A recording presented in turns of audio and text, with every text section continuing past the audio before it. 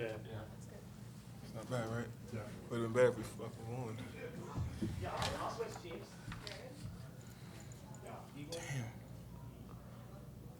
I know we keep asking you guys this, but the third quarter continues to be a problem. Why don't you think you guys have corrected it at this point? Why is it such a consistent problem?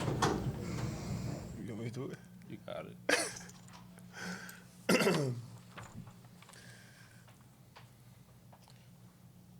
I think for us, we just have to find a way to come out with the same energy we finished the quarter with. I don't know if it's to come out of the locker room earlier and get layup lines and get our bodies moving, or whatever it may be to come out with the same juice. But we have to figure that out. It's becoming repetitive. We're coming out the same way every third quarter, time and time again. So at some point in time, something's got to give, and we got to figure that out. BJ, I'm doing media right now. what's catching your eye on the box score right now? The plus minuses. That shit nasty. Yeah, to be honest, I don't even know. I was just going over it, to be honest. Just looking at, he said plus minuses, looking at turnovers, just trying to see the difference in things that can, like, determine the game. Obviously, Brian had a good night. We just try to make it tough for everybody. I felt like we did that pretty well, to be honest. Yeah. It's just our slow starts to the quarter that caused, like I said, caused the lead to change. So, yeah. I guess for both you guys, what are the challenges going up against that team when they have Luka and LeBron and they have two guys that can just get the ball anywhere all over the court at all times?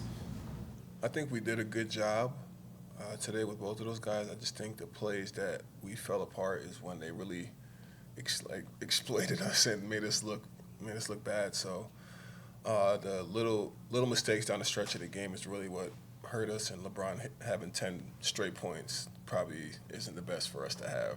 If it's somebody else like Rui or somebody else that does that, we can kind of neutralize that. But one of the best players in the world has it going like that, 10 straight points. It's hard to come back from that. BJ, it looked like you had an interaction with Luka after he got you on the foul in the first half. What did he say to you, or what was that interaction like for you? To be honest, he just smiled. To be honest, just smiling and pat me on the back. He know he got me. I know he got me. So he's really good at that. He's one of the best in the league that's getting to the free throw line, drawing fouls. And I fouled him. To be honest, I ain't gonna try and make an excuse or anything. I fouled him. I guess, like I said, I should have known better, but I know it's about time. I mean, I feel like it was gonna happen. Harden got me one earlier in the season. People that's really good at drawing fouls. I just got to be more solid. I know, got to put my head that I'm not going to steal the ball from them, especially when they ain't dribble it yet, So, yeah, it's a learning lesson, though. You mentioned Harden. You've covered plenty of really good players already in your career. I guess what makes Luka different from those guys that he is such a tough cover? He's bigger, definitely. He's taller. And his pace don't change at all, and he's a really good passer. So his pass is just as dangerous as him scoring, because almost every night he got a triple double, with his so then he can make shots. So just try not to let him get hot also, because if he gets hot, then it's day and night from there. You mentioned LeBron, BJ. You got his jersey after the game. What does that mean to you to get that? And that's like a sign of respect already for you as a rookie. Yeah. I'm still a kid, to be honest. Like I said, it's to be honest, like my favorite player growing up. So one of the reasons I started playing basketball also. So like I said, to get the jersey means a lot to me. But I wanted to win. It'll feel better if we won and I got the jersey. But we ain't win, so yeah. Is there ever a moment in the game where you have to like, I guess, were you like, this is surreal, I'm actually sharing the floor with him, and how do you sort of navigate that? I mean, I'm sure you've had to do that at other points this season. Yeah, but, yeah, I've definitely been. I mean, it's how it is every game, to be honest. And then obviously, like I said, playing against arguably the greatest player of all time. I say definitely surreal, but it's basketball at the end of the day.